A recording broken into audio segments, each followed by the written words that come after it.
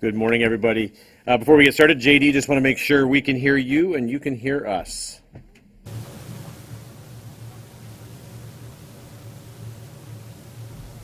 I've got you loud and clear, Jeff. Thank you. Great, thanks. Ladies and gentlemen, we're pleased to be welcomed today by Colonel John Dorrian, the spokesperson for Operation Inherent Resolve, coming to us live from Baghdad. JD, we'll turn it over to you for any opening comments you have.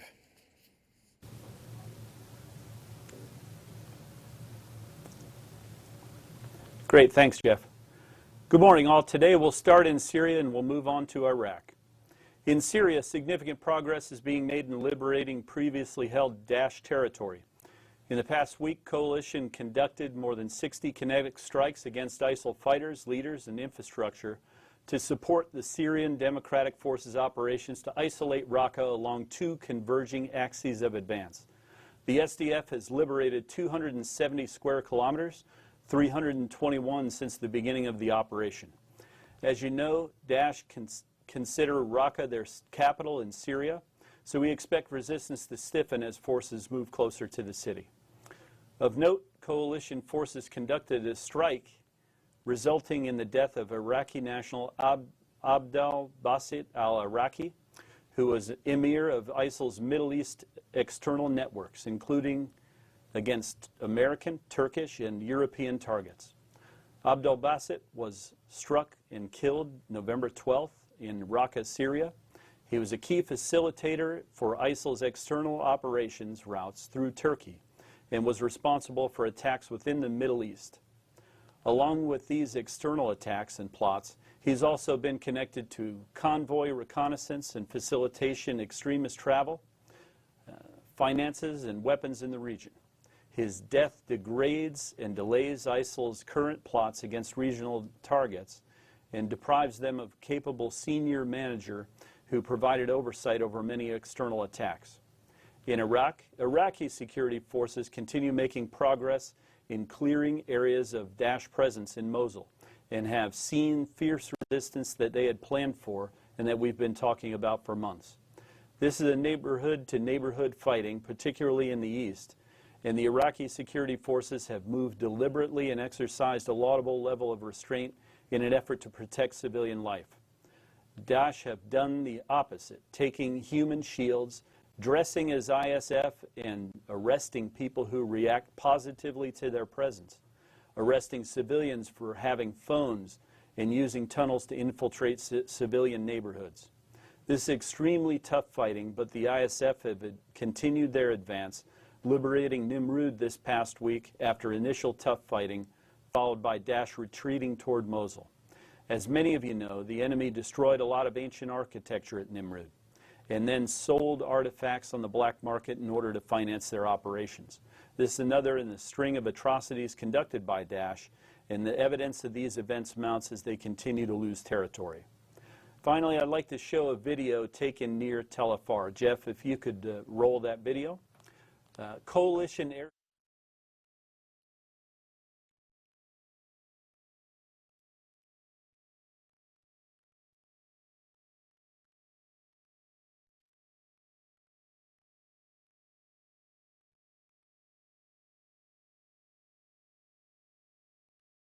Have a photo.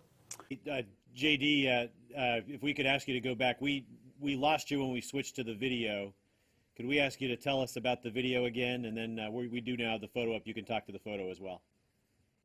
Good.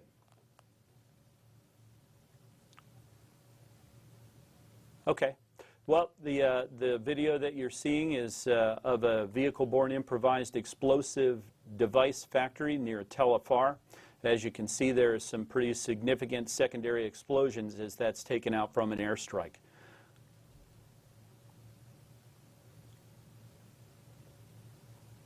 Next, tell us about the photo we see. You'll have to let me know once the video's done, Jeff. We're ready to talk about that cool photo. The photo that you're looking at is a vehicle-borne improvised explosive device that was captured in Peshmerga territory, and it's now used to train Peshmerga forces at one of our training sites in northern Iraq. As you can see, it's reminiscent of a Mad Max vehicle with armored plating in the front to protect the driver until he can detonate the explosives he's carrying on board. The coalition has used strikes mostly from the air to destroy these anywhere that they can be found. Around Mosul, we've destroyed 60 plus since the Iraqi forces commenced their operation to liberate the city on October 17th. And I'm sure you recall that we destroyed hundreds of these during the shaping operations in the months leading up to the Mosul operation. Okay, so now I'll be delighted to take your questions. We'll start with Lita Baldor from the Associated Press. Thanks, John. Turkey has today been talking about how close they are in getting into Al-Bab. Can you give us a sense of, are they within a couple kilometers of getting in? What kind of resistance are you hearing that they're meeting? And I have a second follow-up.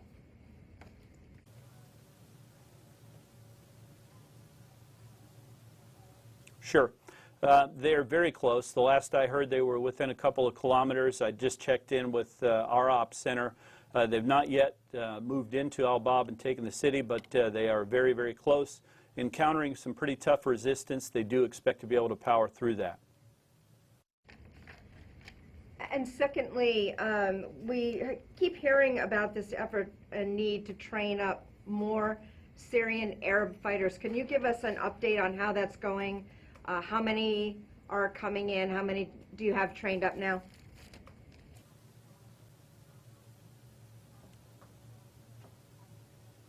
Mm-hmm. Well, you know what, the number that we have, I don't have an updated number on that. I can tell you that our partners are very keen to increase the size of the force, particularly of Syrian Arabs from the local area there. We'll have to owe you an update on the numbers that they're getting. But do you have any sense as to whether or not the effort is actually moving? Is there an increase at all, do you know?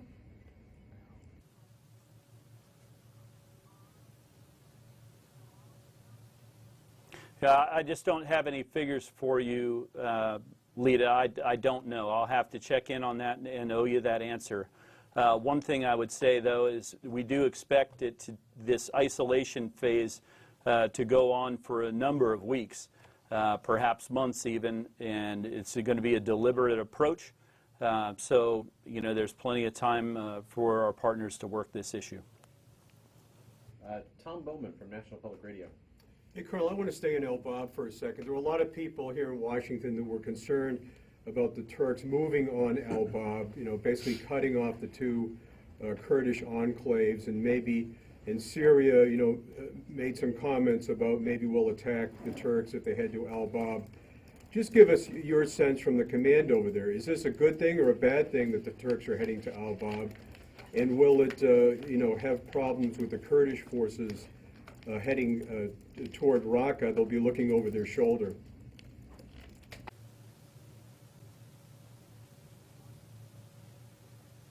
Mm-hmm.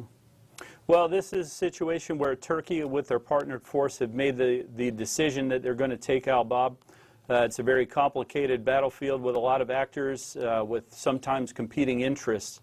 So certainly we're not going to wish that any area of northern Syria remain in Daesh hands, but we have been working in ongoing dialogue with Turkey and with our partners and with other coalition members to try and make sure that we deconflict all of our operations, because we don't want there to be problems such as you described. Well, is the command supportive of this Turkish move into Al-Bab? Is it a good thing?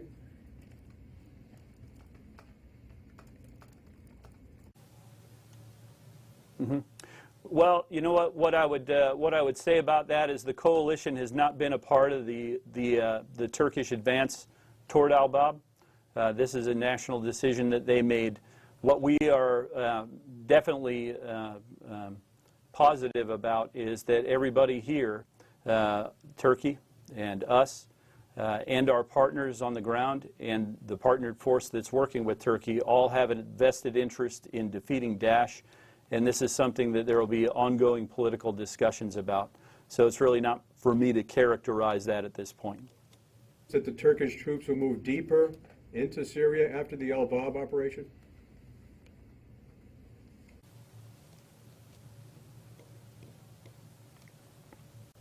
Well, that's a decision that they'll make, and it'll be one, again, that'll be the focus of ongoing political discussion. The coalition continues to work with our partners, the Syrian Democratic Forces, and their contingent of Syrian Arabs to isolate Raqqa, and then we'll continue the political dialogue with Turkey and our partners and our allies on the way forward from there. We'll do Courtney Cubey from NBC News. Hey JD, just one more on Al-Bab. So when you're saying there's political discussion, you're saying that there's no military to, I guess, the coalition or U.S. military to Turkish military discussions encouraging them to, continue to go after ISIS but leave the YPG alone and maybe not move towards Al-Bab. There's no mill-to-mill discussion going on about that?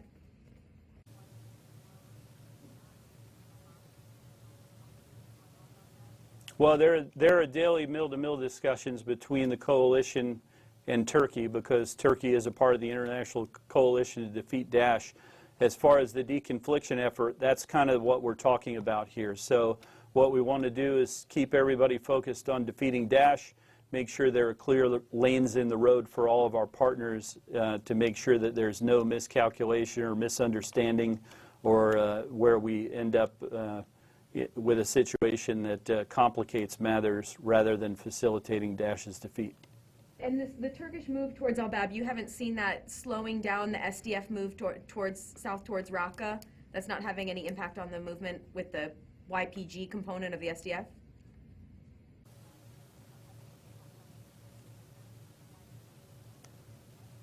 Well, the SDF has continued their operations along two axes of advance. And what we expect is that once those axes converge, they'll back clear some of the area behind that. There's a significant pocket with a lot of Daesh presence, and this has been their plan. It's going according to their plan and along the timeline that they expected to do. And then could you just tell us a little bit more about the guy, sorry, I didn't get his name. Was it Abdel Baka, I think, who you mentioned was killed on the 12th? Like how, it was a U.S. airstrike. What was the platform? And when you talk about some of his external attack plots, can you give us some specifics about things he might have been involved in either planning or actually executing?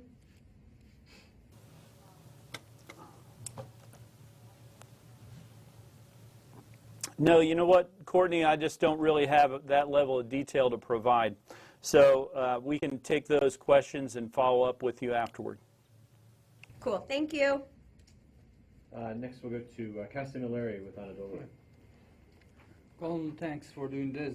My question would be about a controversial tweet by Presidential Envoy Ambassador McGurk, who said that YPG elements are still in Manbij to train the local fighters, and that these guys are going to leave the part Manbij and cross the east of Euphrates after local units complete training, McGurk said. I have asked this question maybe 100 times from different platforms to you, to all other officials, and they categorically denied that any YPG elements are in the city. They have left, they have crossed the city, and even Pentagon made an announcement that's saying that they appreciate that the YPG elements or SDF elements crossed back to the east of the city. And now we hear the presidential envoy saying that these guys are there to train local forces. Could you square this circle for me, please? What does this tell us about all you have been saying from the very beginning?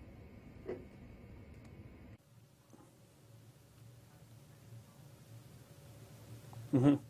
Well, what we had been saying from the beginning is that the YPG had largely left and that the leadership elements were gone. They did leave some people in place to train the Manbij Military Council so that Daesh can't re-infiltrate and take the city that so many had fought so hard to take. So that's what was happening there, and I can verify for you that the YPG elements have indeed moved out of Manbij. So you say that no YPG elements are still in Manbij?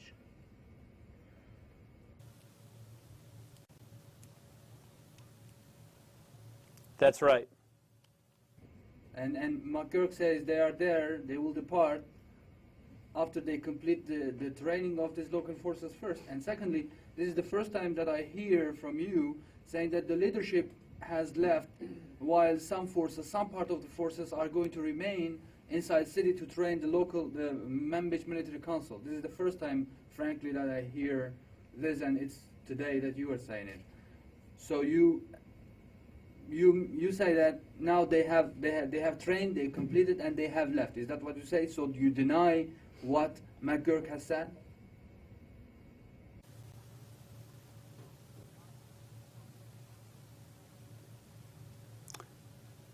No, I'm verifying what Special Envoy McGurk said. So he says they will depart when they complete training, and you say they have left.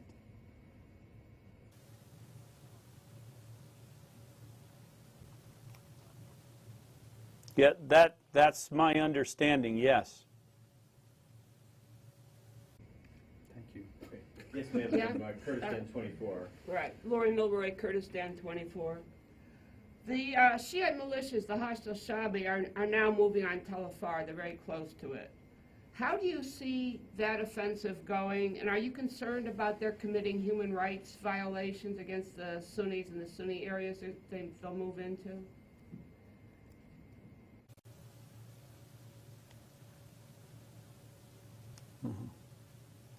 Well, what we know about the Popular Mobilization Forces is that they've moved out southwest of Tel Afar. They're not in the city; they're very close to it, and that move is intended to block any egress area for Daesh who are in Mosul. It'll block them so that they won't be able to move westward as the pressure inside Mosul increases. So that's the Iraqi plan. That's what's been briefed to us, and that's what we've observed on the battlefield thus far. Into Tel Afar once they're on the edge of the city?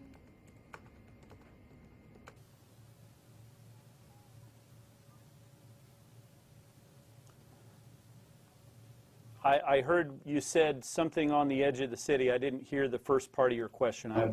Once they get to the edge of Tel Afar, they're very close to it, as you have said, will they move into the city itself?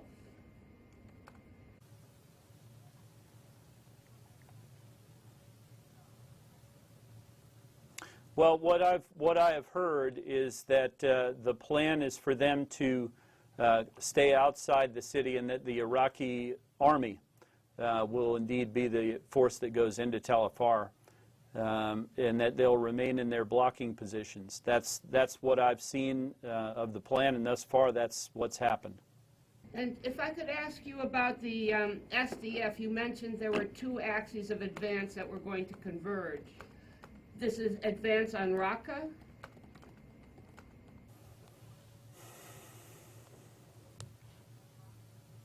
Yeah, that's correct. It's advancing toward Raqqa, and then they'll converge and then back clear the pocket that they created with their advance.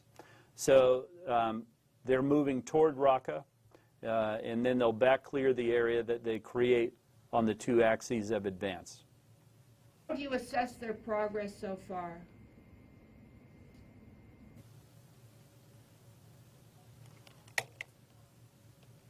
Well, they're on plan. We've dropped about 250 munitions to support their operations, and these are against Daesh targets, vehicle-borne improvised explosive devices, fighting positions. They're fighters. So they've been successful, and they've been able to move in the directions that they intended to.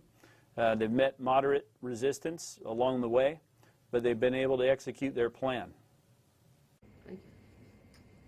Next we'll go to Laurent Bartolomé with Agence France Presse. Hi, Colonel. Thank you for doing this.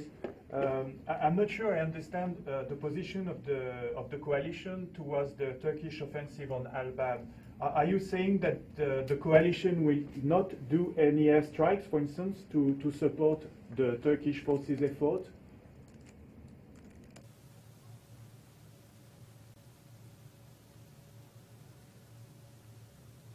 Well, what I'm telling you is we've not supported the advance to El Bab thus far. We did conduct a lot of strikes in support of the Turkish military and their partnered force as they conducted operations to clear Daesh along their border. So this is a decision they've made to go into El Bab, but it's not one that the coalition has provided strikes in support of. Can you explain why the coalition has taken this position?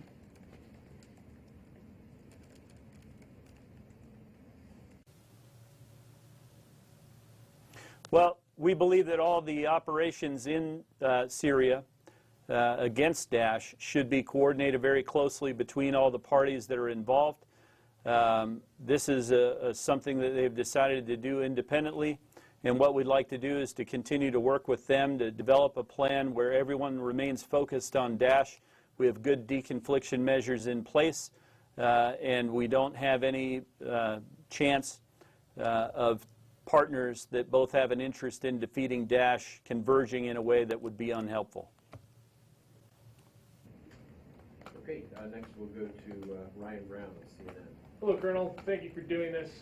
Just a question on Mosul. So have U.S. advisors entered the city as the CTS kind of makes progress, going neighborhood by neighborhood? Have they at any point entered the city and maybe have left or are in the city now? Could you talk a little bit about whether or not U.S. personnel or coalition personnel have actually breached the city limits?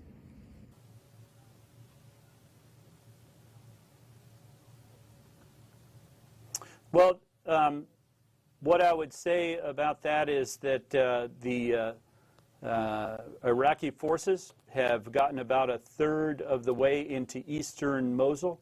That's a very small area, and we're not going to comment on the position of our U.S. or coalition advisors in relation to those forces. They remain behind the forward line of troops. They're there in an advisory role.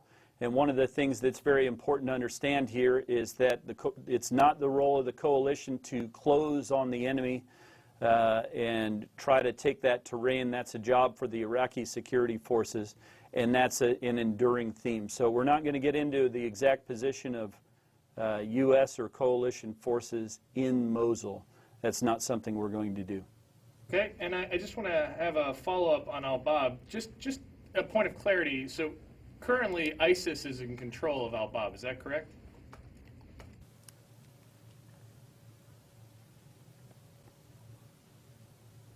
That is correct. Not for long, probably. That's good to know. And so I'm just, I guess, following up on Laurent's question about, the decision not to conduct airstrikes against ISIS in Al-Bab in support of the Turkish incursion. Is that, that seems to be a signal that there's it seems to be a pretty strong signal to a member of the coalition that what they're doing is not appropriate.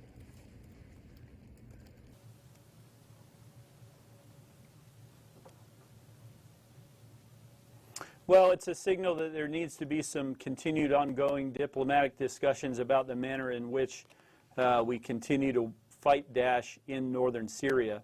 That's been something that we've talked about for quite some time. Beyond that, I really don't have any detail to provide about that. Yes, sir. All right, next we'll go with Tolga Tanis from Hurriyet. Hi, Colonel.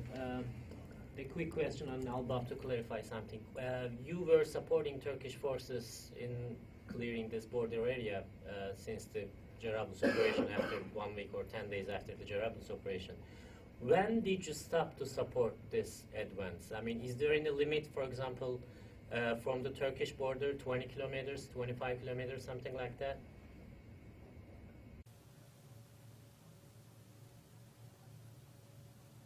Mm-hmm. You know what, I'm not going to get into the coordination process that we have with Turkey.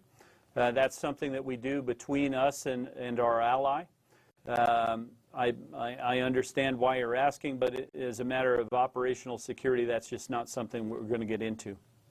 Can you give us a timeline? When was the last time that you supported this advance? 1 week ago or 2 weeks ago? When did you stop this support to the Turkish advance in the area?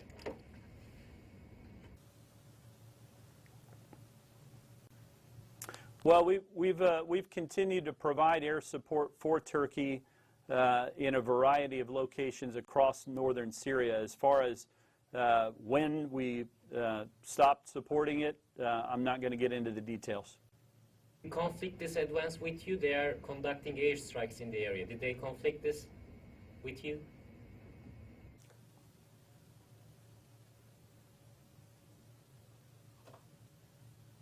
I couldn't hear what you said. Did Military, did they deconflict these airstrikes that they are conducting in the area with the nation?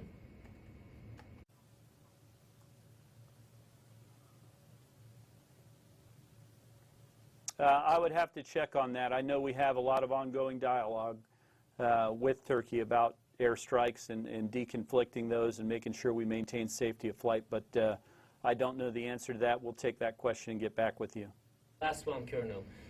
Do you have any communication channels with the Afrin Kurds who are also advancing to Al-Bab, and are you concerned any clash between Afrin Kurds and the Turkish military in the area?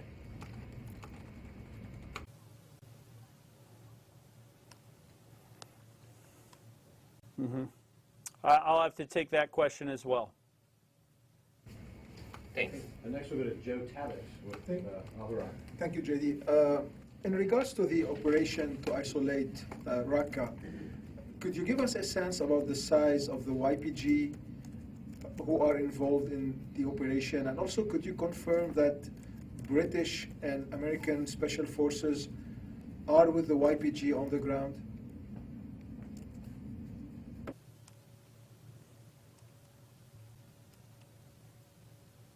Well, I'm not going to confirm the location of coalition forces in Syria. We've not done that, and we're not going to get into that business now.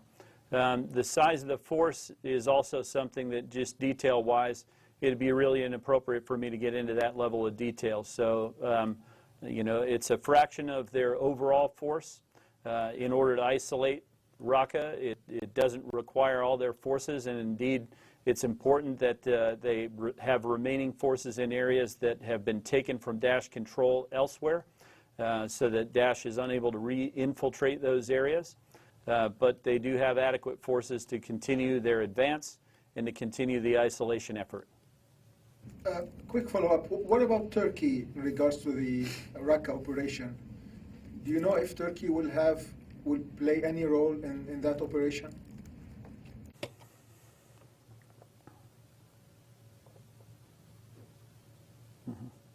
This is an area where the chairman and our leadership have been very clear that we're still working out the details for the overall effort, and there will be an ongoing diplomatic effort with Turkey and with our partners and with the coalition to determine what roles and how we might do this in the most productive and effective possible way. So I don't have any details on where we are with all that. That's in a diplomatic channel. And so really it has yet to be determined what role Turkey might have. Thank you. Okay, next we'll go to Louis Martinez with ABC News. Hey, John, question about Al-Bab. Aren't the U.S. advisors accompanying Turkish supported rebels forces or Turkish forces? I mean, I think that was happening at some point. Is that still continuing, and are they involved in the support of the Al-Bab operation?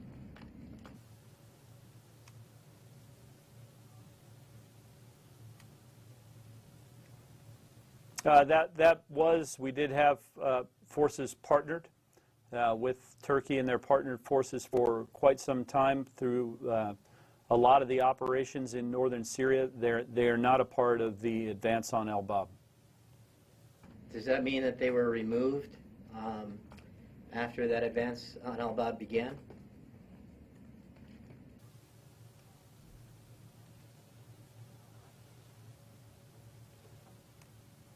Yes. Can I ask you a question about Mosul, please?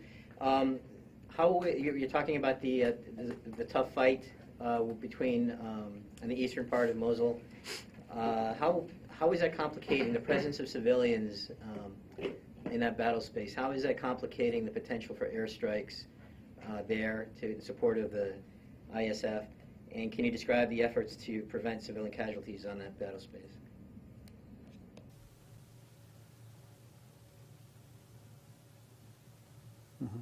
Anytime that you have dense urban warfare like you see in Mosul, it's a very challenging situation, but we do have the capability to strike enemy targets. What that does is it influences the manner in which we conduct our strikes.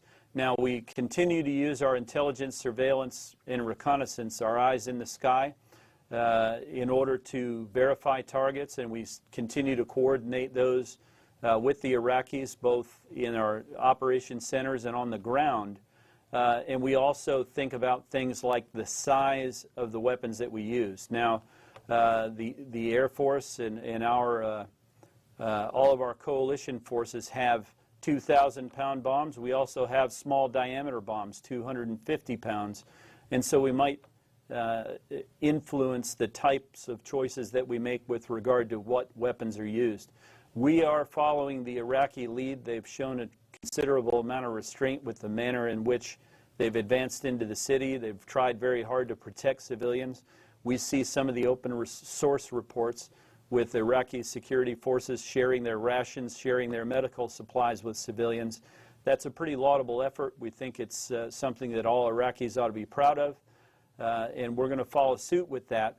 But make no mistake, we will take every opportunity that we can to remove capabilities that Daesh would use on the battlefield in order to create danger. We'll take every opportunity to do that. Can I ask you one last question about this Mad Max vehicle you described here? You said it's now being used for training. Is there a standardized kind of concept for how these vehicles are created, and what kind of training is it involved with? What are the Pesh doing with this vehicle?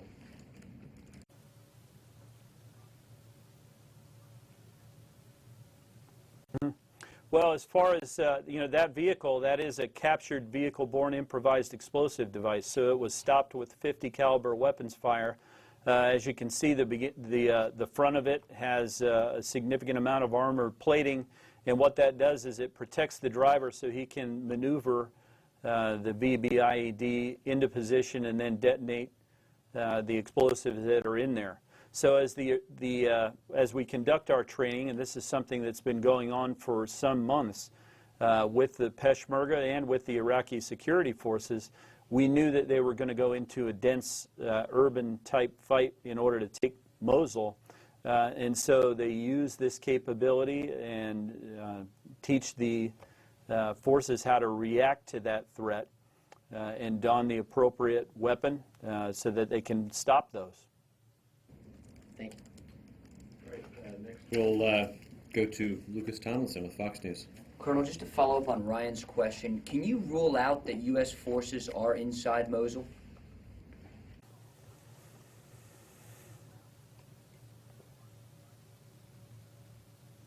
No, I cannot. We're not going to verify the location of U.S. or coalition forces in Mosul. That would just be inappropriate to do that.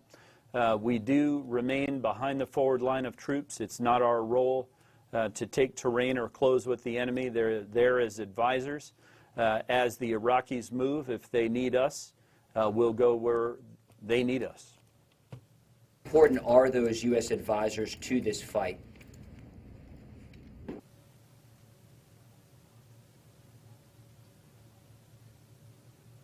Well, there's no question that U.S. advisors are in harm's way. We do advise the CTS. They are in the thick of a very tough battle, so there is a significant amount of danger here, especially on the eastern axis as they moved into the city.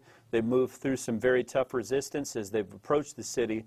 Our advisors are close by, so the enemy does get a vote, but our forces are not really going to be trifled with. They will most certainly defend themselves, and they are there strictly to advise and assist the Iraqi security forces, and in this case, the CTS. How many more months will this Mosul operation take?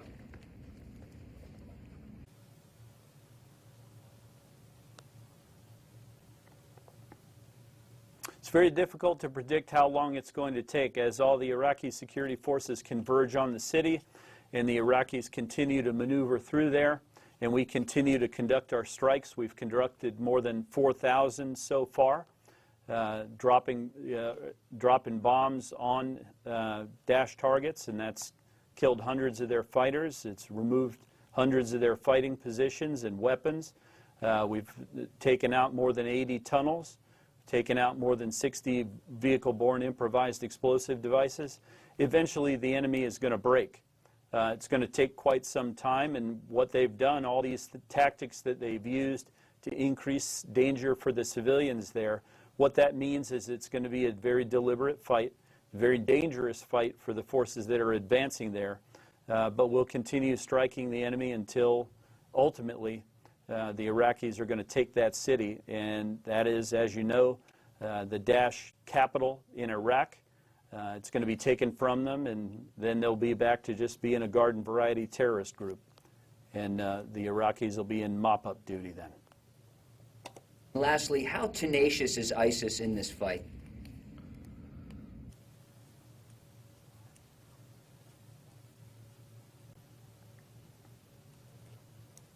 Well, you have to say they're tenacious. I would also say they're despicable, because what they've done is they poison the air that Iraqi children breathe. They've lit a bunch of oil fires that also poison the air.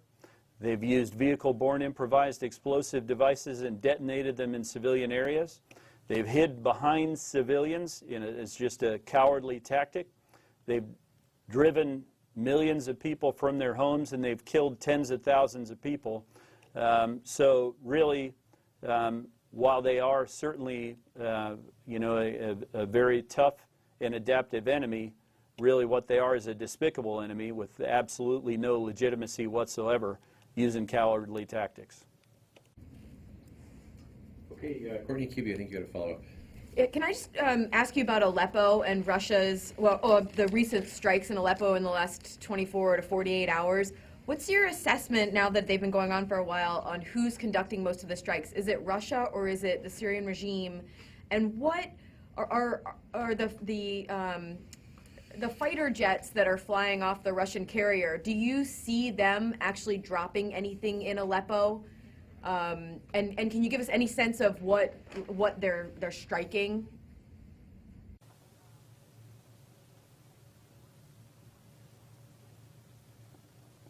You know what, Courtney, I'm afraid I'm going to have to refer you to my esteemed colleagues in the Pentagon for that one. We're focused strictly on the fight against Daesh, and all those issues are not really a part of our portfolio. Although they're in Syria, there's not really a significant Daesh presence in Aleppo, and all the things that you're asking about are just not things that we track day to day here in the Joint Task Force Operation Inherent Resolve. Did the Russians give you a heads up that they were going to be firing any cruise missiles in the deconfliction line, or that they were going to be flying any new aircraft? Was there any discussion about that?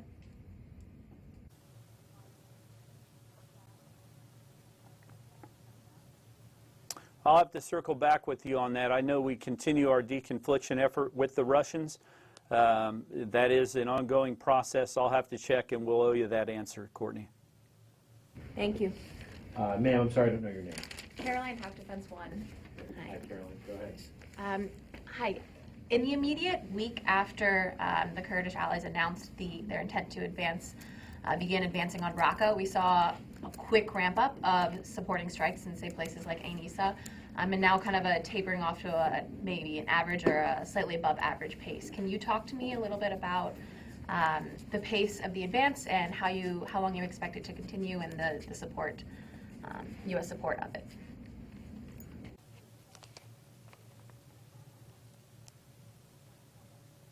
Well, it'll be a deliberate plan. It's going to be conducted in phases. What I would say is that our partners are exactly where they intended to be at the time they intended to be there. They've been able to move against the enemy very effectively. They've encountered moderate resistance, but they've been able to continue their advance. Our strikes have been relatively consistent in that area, and we'll continue to do that. Certainly, we're going to take every opportunity we can to destroy Daesh targets anywhere on the battlefield that they can be found. They should sleep with one eye open, because we're not going to give them a moment's peace. Anytime that we can remove danger from the battlefield, we'll do so. Very similar to the video we showed you in Tal Afar. We're going to remove any dangerous capability that Daesh has anytime that we have a window of opportunity to do it. Do you have any specific examples of the dangerous capabilities that that the strikes have been targeting in support of that advance?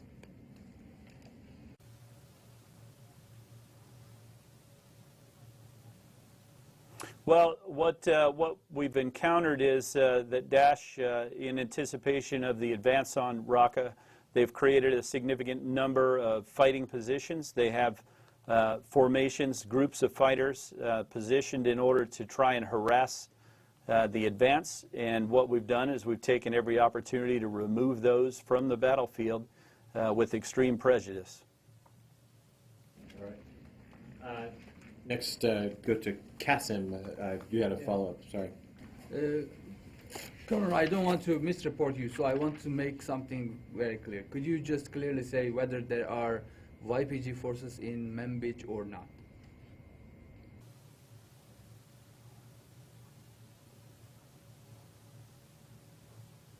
I don't believe there are any. My understanding is they were moving out.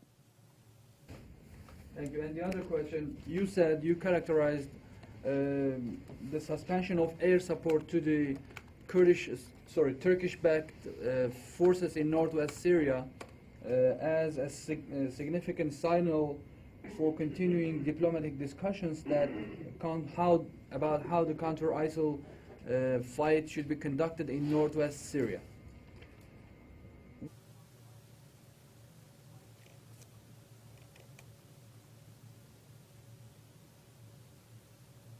I'm not sure I understand the question. Help me. You characterized the suspension of airstrikes in support of the Turkish-backed forces in northern Syria as a signal for the continuing diplomatic discussions about how to continue to conduct the fight against ISIS in northwestern part of Syria.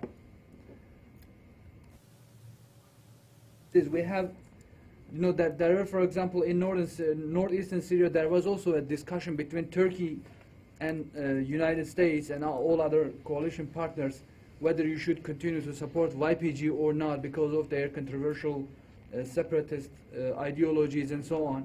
And despite of all these discussions, the strikes in northeastern Syria continued. But when you come to the northwest part of the Syrian territory, now you are putting some kind of conditions saying that before we resume the diplomatic discussion should come to a point. Could you tell us what is the condition that would have you resume the airstrikes in northwestern Syria in support of the Turkish-backed forces?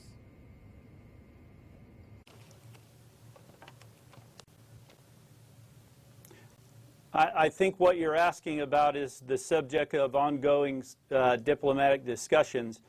It's beyond me, and I don't have insight into what those discussions are. So I think we'll just have to let those discussions play out, and that's really all there is to it.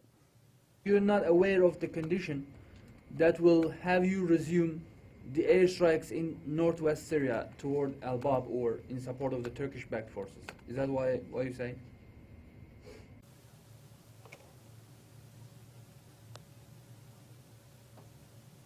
That's exactly what I'm saying. I'm a spokesman for military operations. This is a diplomatic issue that's a subject of ongoing discussion. I need to let the diplomatic side work that issue out. It's not my place to opine about it. All right, if you had a follow-up. Yeah, I want to follow up on your answer to my question on the popular mobilization units in Tel Afar. You said the Iraqi army will be the force that enters the city. Is the Iraqi army prepared to do so in the near future, or have difficulties with Mosul sort of slowed that down.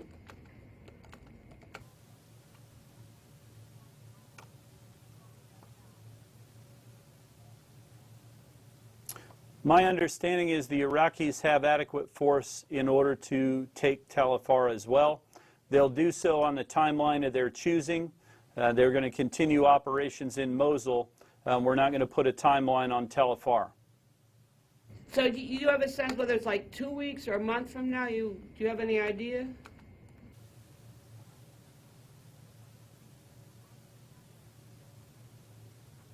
I do not, and if I did, I probably wouldn't present it in a Pentagon press brief. I think I would let the Iraqi army conduct their operations with operational security in mind. Hey, Judy, just so we can close the loop on Manbij, do you know if the YPG trainers are still there, as McGurk suggested? You seem to suggest that the YPG elements have left or are leaving. Are the trainers still there doing their training?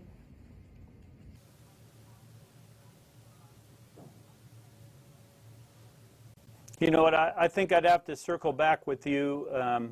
My understanding is they are departing, and they were doing that today. But as far as whether every single one of them is gone, I think I would be very uncomfortable saying every single one. I know that they plan to leave. I know that they were doing so, but I think we'd have to circle back with you if you're asking for a granular answer. Okay, and Tolga Thomas, I think you had a follow-up. Colonel, just to clarify the situation in Elbap, do you think that Turkish advance in Elbap is undermining the efforts to liberate Raqqa?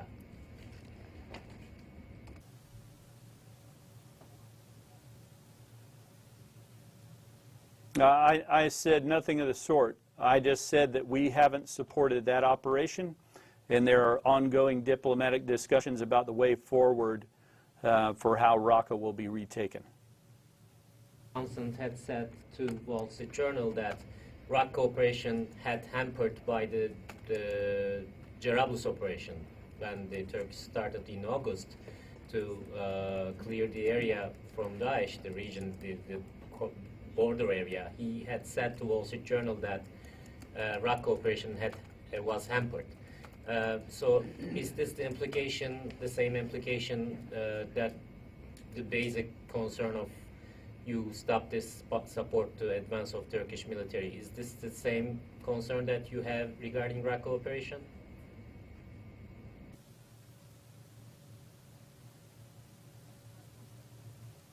I haven't seen those reports, and I really wouldn't want to comment on that. Laurent, go ahead. Yeah, just a follow-up on the Manbij situation. Can you just recall who is in charge now of the security in Manbij? Who is in charge of the population in Manbij?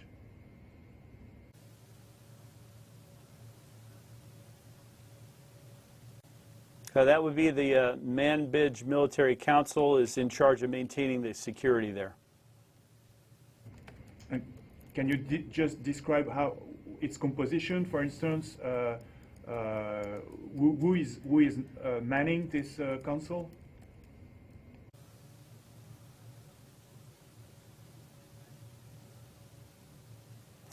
You know what? I think I'd have to owe you the answer on that with the details. Kevin Barron, Defense One. JD, how are you? I'm going to have fun and ask you about Trump. But actually, about the transition. With the presidential transition, has there been any requests from the Iraqi government to meet with U.S. commanders to go over any kind of what comes next or concerns about the incoming administration or questions? Does anything like that happen with the Combined Joint Task Force commanders at Townsend?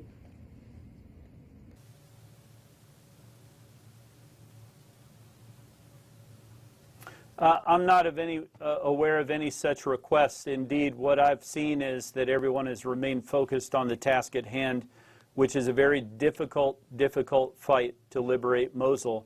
The Iraqis have stayed on that. It's the appropriate thing to stay on because it's a very tough fight, and it's going to take some time for us to get through that. All right, thanks. I'm sure you look forward to your first visit from the incoming commander-in-chief.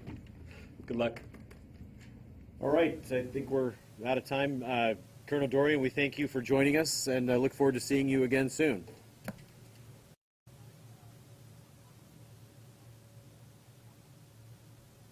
All right, thanks, Jeff.